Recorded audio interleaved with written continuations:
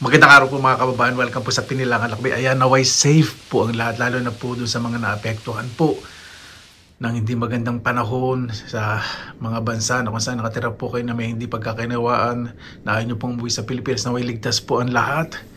Lahat po na may pinagdadaanan, physical, spiritual, mental, emotional, naway safe po ang lahat. Hindi ko po muna pakikita ang bangis ko, kundi po yung bangis na pinaghirapan ko, di ba? Ito po hindi sa pagmamalaki o gawin pong instrumento para mainggit po ang iba, hindi po. Maaaring ito po isang material na bagay sa iba na dapat hindi pagmalaki, dapat gawin sa tahimik na lang. Pero gusto ko lang pong i-share po sa inyo na ang pangarap po ay nangyayari po talaga sa paraan na kung saan alam niyo yung tama na hindi kayo makakaapak po ng kapwa. Lagi po sinasabi ng aking mga magulang na ako, anong nandyan, pasalamatan, huwag maghanap ng iba. Yung dati po, tinanggap ko na po ang buhay ko, ano pong meron kami. Dahil masaya naman po kami kahit may kakapasan sa buhay. Nagtutulungan po kami, nagbibigayan, kung ano yung labis-labis po sa bawat isa. Ayun po yung napakasarap po sa pamilya, no? Na pag nakikita niyo yung kahinaan ng bawat isa, kakulangan, at nakakaranas kayo ng kakulangan, ayaw yung mahihirapan na nakikita po yung bawat isa. Lalo na po yung mga magulang, ayaw po nilang nakikita na ganun po kayo na mga anak na may hindi pagkakaintindihan. Pero natural naman po sa pamilya po yun. Ang nakikita nyo po ay isang pangarap na sa panaginip ko lang po nakikita. Ang dalawang bahay na kung saan nananahan po ako dito sa Finland at ang aking bahay na pinatayo ko po hindi lang po para sa akin sarili. Ito po ay pinatayo ko para sa pangarap po ng aking mga magulang, para po sa amin. Sinasabi ko naman sa kanila na kahit anong oras pwede silang matulog. Pag wala po ako, sa mga kapatid ko din po, gusto ko po ma-enjoy po nila yung buhay na nararanasan ko po. Hindi ko po na ibibigay po sa kanila lahat, sa mga magulang ko, sa mga kapatid ko, alam ko po yun. Pero gusto ko po sa bawat tagumpay ko, kahit paano may binabahagi po sa kanila. Mahal na mahal ko po kasi mga magulang ko saka mga kapatid ko. Napakasarap po ng ganito pakiramdam, ano? Pag ninanamnam nyo po yung pinaghirapan po ninyo na hahawakan ninyo yung pader, aapak kayo sa sementong sahig, manonood kayo sa malaking TV, pupunta kayo sa kusina na may malinis na tubig, lalabas kayo na may maayos na bakuran, may bakod. Ang pakiramdam nyo, Panginoon, maraming salamat po sa lahat. Sobra-sobra po itong binigay nyo po sa akin. Sa tuwing umiikot po ako dito sa bahay ko po sa Finland at sa Pilipinas, bawat sulok, lagi pong alaala o may alaala na pumapasok po sa aking isip. Kailangan pagising po sa umaga, igib kami ng tubig para sa pampaligo, panghugas ni nanay. O kaya sa hapon, pag galing po na eskwelahan, kailangan magpupuno na po kami ng drum, panlaba, panghugas ng mga pagkainan, panlinis ng bahay. O kahit saan po, talagang ginagawa po namin. Nung maliliit po kami, ang sahig po namin sa munting kubo, pero napaka-ayos at napakaganda naman dahil ang paligid po ay napupuno po o puno-puno po ng mga gulay. Ang sahig po namin sa kusina ay lupa. Wala po kaming palikuran noon. Yung tinatawag po na kumod na naka-usli po, nakawayan sa ilog. Nakatuwa. Pag magamit po kami mga nadahon ng saging o kaya papel. Kasi sinasabi na huwag kayo magtatapon ng plastic. Kaya yung aming mga dumi sa ilog, nandun po. Siyempre, nung panahon po ngayon ay ganun po ang pamumuhay po ng mga tao. Ang palikuran po sa aming tahanan sa loob ng kubo ay sako po. Doon po kami na liligo na tinatawag pong batalan nung araw. Napakasarap po. Ang lababo po namin gawa sa kawayan, mga nakausling kawayan at uban ng baso. Meron po kaming banga na inuman na talagang laging malamig. Nakapagtaka po, no? Yung paglalagay ng tubig sa banga ay napakalamig, napakasarap. Dahil nga po maraming puno, malamig po sa amin. Bahay po talaga namin pag nakikita po ng mga ibang tao pag bagyo, baka isang bagyo lang, tangay lang, tatangayin na. Pero hindi po nangyari dahil napakarami pong malalaking puno ng kawayan, mangga at iba pa po. Puno ng sampalok na nakapaligid po sa aming bahay na talaga namang pinoprotektahan po ang aming pamumuhay. Kaya, noong mga panahon po na yun, kapag nakasama ko po ang aking mga kaibigan at aking mga kamag-anak na rin, pag nagkikwento po kami, ano gusto mo sa paglaki mo? Sa ilalim ng manggahan, kawayanan, habang pumapangas ng mangga na may asin sa palad, tatawanan. Madudungis man tingnan pero napakasaya. Ay, kung pwede lang ibalik. Pero hindi po talaga. Ang buhay po talaga umuusad. Naiiba po talaga. Pag tinatanong ko po, ang mga kabag-anak ko, ano gusto nyo paglaki nyo? Siyempre lagi po nilang sinasabi, bilang isang bata po, ako na lumalaki po sa, hindi naman po kami sobrang hirap. Hindi po kami nakararas ng gutom, pero kinakapos-kapos po kami sa ibang bagay, material. Pero masaya naman po kami at nakakaraos po sa araw-araw. Sinasagot po sa akin, aking mga kaibigan, makalaro na rin, magkakamag-anak po kasi kami na gusto ko masarap, fried chicken. Ayun naman po, di ba sinasabi, ice cream, pag nag-birthday ako, lobo cake, imbitahan ko kayong lahat. Tapos kakanta yung happy birthday. Gusto ko araw-araw may masarap na akong pagkain. Ganun. Tinatanong nila, ano gusto mo? Gusto ko makarating sa Amerika. Kasi mga palabas po, di ba, sa Pilipinas noon, mula galing po sa Amerika. Kaya, ayun po yung nakikita ko. Lalo na napanood ko yung Santa Claus the movie. Grabe po yun, yung sumusulat, tapos lumilipad yung sulat, pamatang Santa Claus, at matutupad yung wish mo. Hindi ko po alam kung natatandaan pa po na ang pang-apat ko po nakapatid yung ginawa ko pagsulat sa kay Santa Claus after napanood ko po yung Santa Claus the movie. Lumihan po ako noon. Gusto ko ng sapatos. Kahit pang-aral, kasi minsan ngumingiti na po talaga yung mga sapatos po namin. Nasa Saudi pa po ang father ko noon. Hindi ko po alam kung grade 2 po ako noon o grade 3. Grade 3 po kasi matatapos na ako mag-grade 4, umuwi po ang father ko galing Saudi. Tanda ko po yung grade 2 po yata ako. Nilagay ko po sa ilalim kasi pag sumulat daw sa Santa Claus, kailangan galing sa puso mo, itatago mo, wala ibang makakabasa. Nilagay ko po sa ilalim ng bangko, sa taas po ng bahay namin, nasa gagawa po sa kawayan. Katawa po, nagsabit din po kami ng mga medyas na magkakapatid. Naalala ko po ng nanay ko sinasabi niya, naku, lalagyan ba ni Santa Claus? Baka mahirap Santa Claus. Hindi pa po namin alam, syempre, di ba? Malilit pa po kami. Kinabukasan po, wala pong malaman yung mga medyas. Tapos, yung kapatid ko po na pang-apat, nakita yung sulat ko. Tapos, naawa lang siya sa akin. Niyakap niya ako, tapos sabi ko, hindi siguro totoo si Santa Claus kasi hindi tinangay ang sulat ko. Nag-isip po ako noon siguro, siguro kaya hindi tinangay ni Santa Claus yung sulat ko kasi minsan makulit ako, ganto. Kaya tinanggap ko na, totoo pa rin si Santa Claus.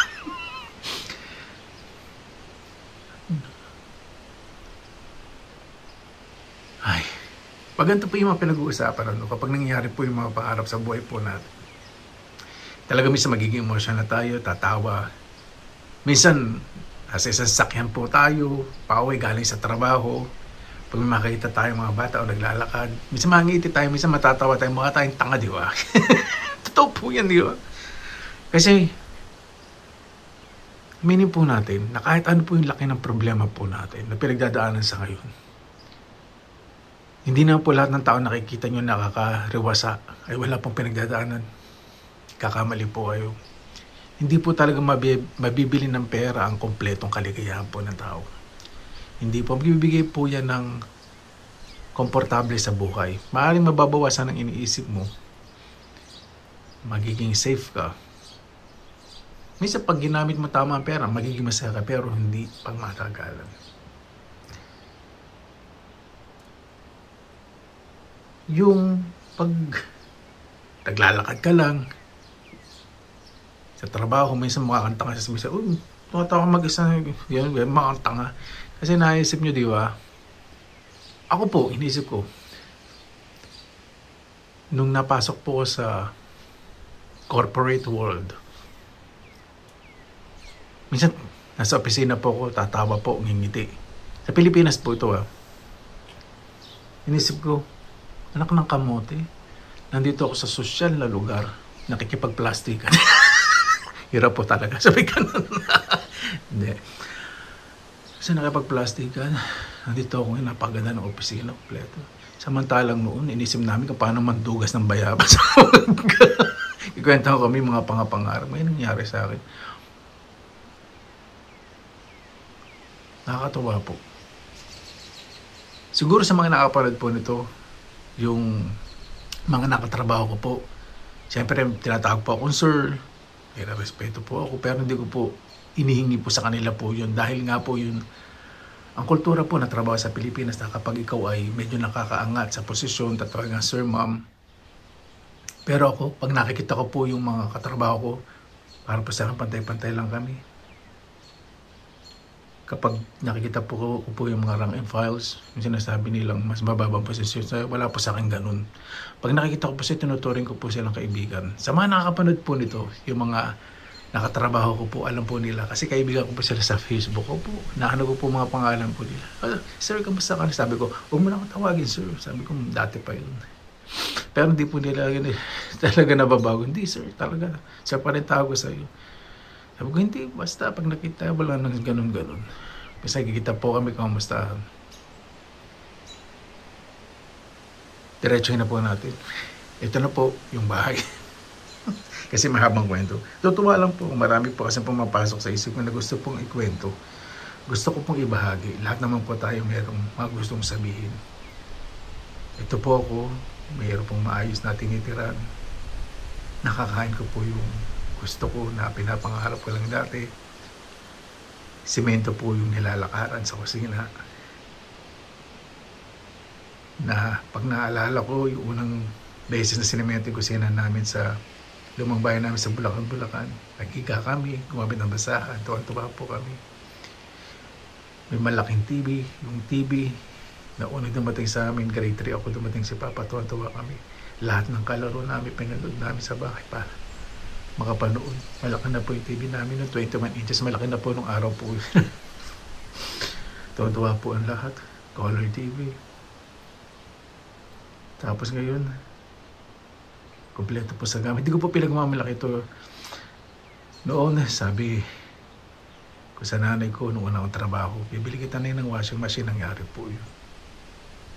Naisip ko po lagi kung ano yung pangailangan po na naiwanan sa bahay, lalo na po nanay, kaysa po yung sa akin. Ako mahilig lang po noon sa damit kasi gusto ko may maayos sa damit pag pumunta sa trabaho, mukhang tao. Gusto ko artistahin ng dating ko. Alam niya naman po, di ba? Sa trabaho po kailangan po talaga yung maging mukhang taong tignan.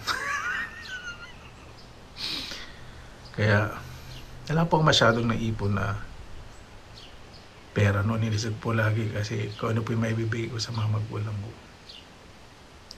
Siyempre may parte na rin po yung minsan namamasyal ako pag-isa. Minsan naglilibro pa ng mga barkada, pero yung mga magulang ko, yun yung unang hindi ko po matitiis.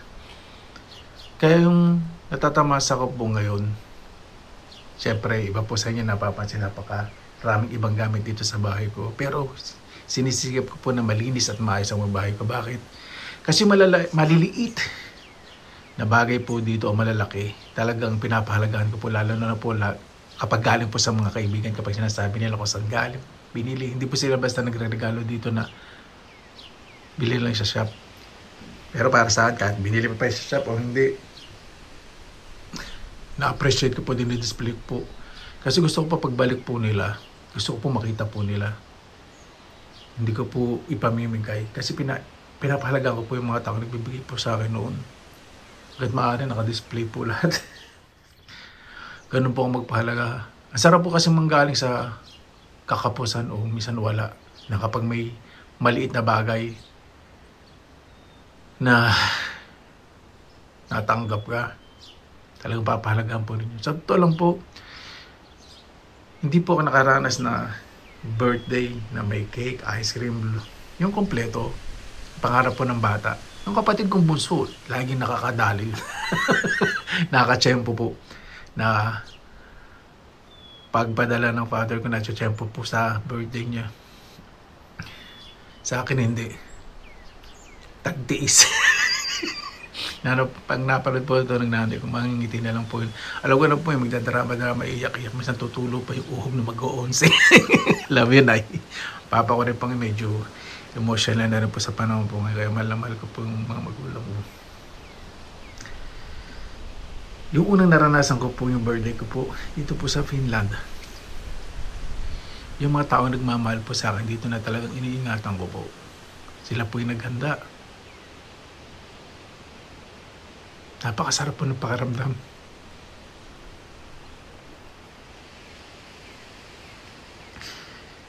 Tinanong po nila ako noon. Sabi, Benson, ano gusto mo sa birthday mo? Kasi ganun po sila. Sabi ko, ay hindi. Ay nang maliit ka, nagjo-joke-joke lang po kami kwentuhan nun. Ano man gusto mo? Siyempre gusto ko may lobo, ice cream, cake. Gusto ko kompleto kasi ganun sa Pilipinas. Saka gusto ko may fried chicken. Sabi ko ganun. Tapos birthday ko po. Nagkatotoo yun, pero karamihan doon ako nagluto. Pero ang cake po, ice cream. Dumating po yung mga bisita. May mga, hindi po yung maraming mga Pilipino din po nagpunta noon. Yung mga kaibigan po dito na ayaw po nilang magpapakita sa video. Nahiya po talaga sila.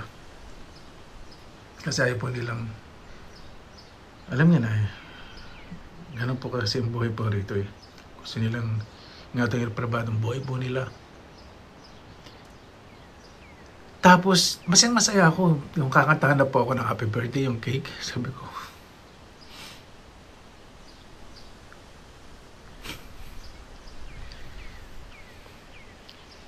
ko, ganito po.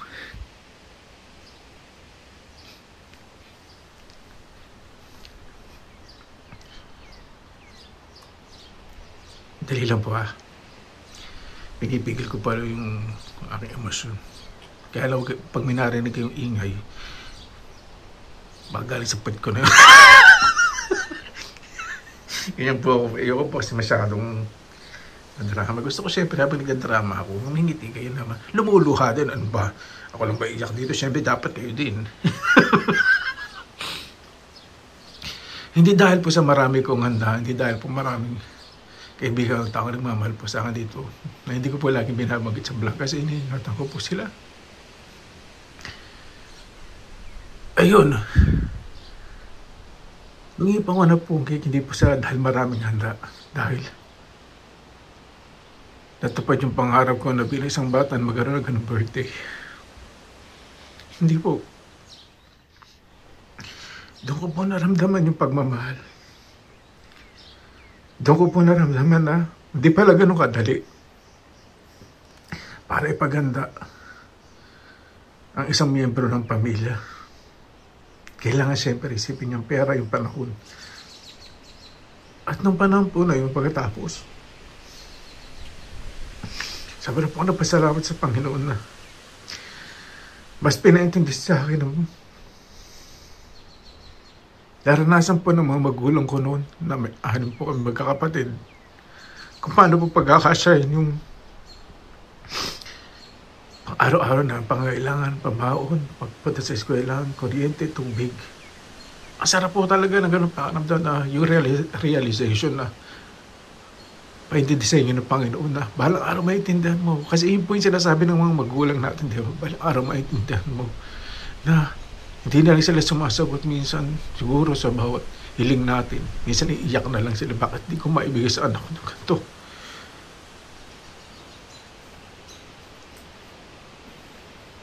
Kaya may sakit din po sa magulang na magsalita po sa anak.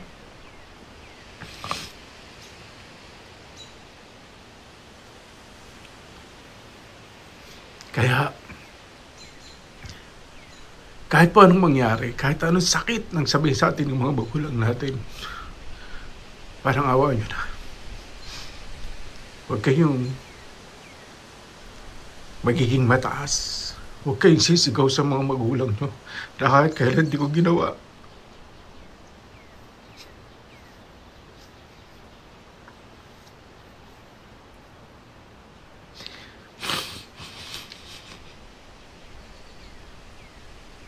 Huwag ninyong pagmalayan ang magulang mo ninyo. At huwag ninyong pagdadamutan.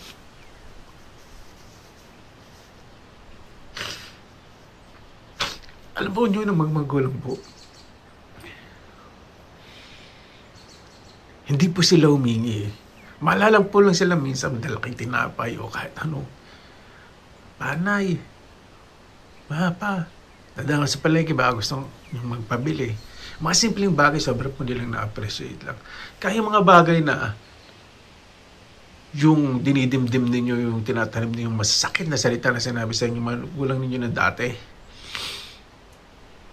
dahilan yun. Minsan sa dami nilang iniisip kung paano matutustos sa inyong pangangailangan ninyo. Hindi na nila iniisip yung gusto nila eh. Kasi naisip ngayon gusto ninyo at yung mas pangangailangan ninyo kahit sila wala. Iisip nila makaraos sila, makakain. Minsan nga kahit konti lang kain nila basta makita lang kayong busog o minsan wala pa. Sabi nila busog sila. Makita lang kayong maayos. Ay yung mga panahon na kung nakapagsalita sa inyo ng hindi maganda. Minsan ang pagsasalita po nadadala po ng galit. Lahat po tayo hindi perfecto. Lahat po tayo nakapagsalita ng hindi maganda. Kaya huwag po tayo maging mataas na po sa mga magulang po natin. Lahat po ng bagay nangyayari minsan dala po ng galit. Pero pagkatapos po yun, may mga bagay na karamihan sa atin, sa kultura natin, sa Pilipinas, di agad nakakapag-sorry. Kaya napakaswerte ng mga Pilipino o pamilya na sa pamilya nila may magandang pundasyon na yung pagpapakumbaba na kapag may nangyari, sorry agad sorry. Pero hindi lahat lagi. Kasi masculine community, masculine culture po tayo na talagang mag-realize muna tayo bago humingi tayo ng sorry. Titingnan natin kung tama may ginawa sa atin o hindi, sinabi sa atin o hindi. Saka tayo sorry. Pag mali sa atin, minsan tayo pa nagmamataas. Hindi po kailangan tayo ganun. May mali tayo o hindi. Magpakumbaba po tayo. Hindi po nakakabawas ng pagkatao po yun. Pero wag naman tayong tanga, diba? Lalo na sa ibang tao, kapag inaabuso na tayo, diba? Huwag naman tayo maging tanga. Magbigay din tayo limitasyon sa sarili natin sa ibang tao. Masyadong abusado. Yan lang po mga kababayan. Kaya ito pong napandar ko po, hindi ko po masyadong sinasabi. Itong house tour na to na napunta sa drama. Nangyari sa buhay. Ito pong nangyaring house tour na to. At medyo mahabang drama-drama po na to. Sobrang lang po kung nagpapasalamat sa Panginoon na ito pong nakikita po ninyo, napakasarap po ng pakiramdam. Pero sinasabi niyo pong ultimate happiness, mas masarap po talaga na araw-araw kasama po ninyo yung pamilya po ninyo. Yun po yung kompleto, di ba? Kaya kung kayo kasama po ninyo ang pamilya niyo, labis-labis o may kakulangan, appreciate nyo po yung bawat oras. Kapag naranasan nyo po mga ibang abroad, mga ibang bansa mag-abroad, maintindihan nyo po yung mga ibig sabihin po namin. Hindi po namin dapat ipaliwanag siya kasi hindi nyo po alam hanggat hindi po ninyo naranasan. Ganun naman po, di ba? Tayo nga po may sinasabi hindi tayo maniwahan kasi hindi natin nakikita. Nakikita nyo nga, di ba? Pero minsan hindi kayo naniniwala yung ganito yung buhay namin. Pero sa panahon po, kailangan po talaga maranasan ninyo bago kayo maniwala. O, di ba? Paano po maraming salamat po. Kung nakikita nyo po ang bahay ko na maganda sa paningin po ninyo o hindi, nasa inyo na po yun. Kasi lahat naman po tayo, may kanya-kanya pang gusto sa buhay. At hindi ko po inaasahan ko ano po yung sasabihin ng ibang tao kung maganda o hindi. Gusto ko lang pong i-share po sa inyo na ang Panginoon kumikilos po sa atin. Basta kumilos din po tayo. Ang Panginoon nagbibigay po sa atin ng biyaya.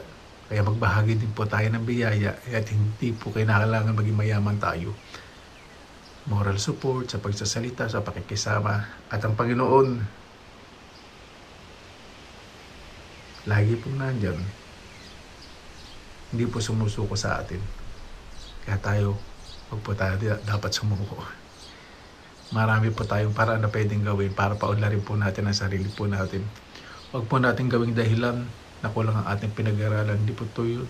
Minsan, wag po natin, o generally, sa kapangkalahatan po natin, wag po natin basihan ang taas ng pinag-aralan kung paano po tayo unlad. Kundi sa diskarte po. Ayun po ang labanan po ngayon. Diskarte, pakikisama, respeto, at maging mabuting tao. Paano po? Maraming salamat po mga kababayan sa inyong oras na ilan sa Pinilangan Lakbay. Ang pangarap po nangyayari, dire-diretso rin po. Kaya kumitagumpay ang ating pong mga kapatid. Appreciate po natin. Huwag po natin kainggitan. Suportahan po natin. Mahalin po natin. Lalo na po ang ating mga magulang. Maraming salamat naman po sa inyong oras na ilan sa Pinilangan Lakbay. Basta lagi po tayong positive vibes, good vibes. God bless. Ingat po lagi. Magandang araw. Laban lang.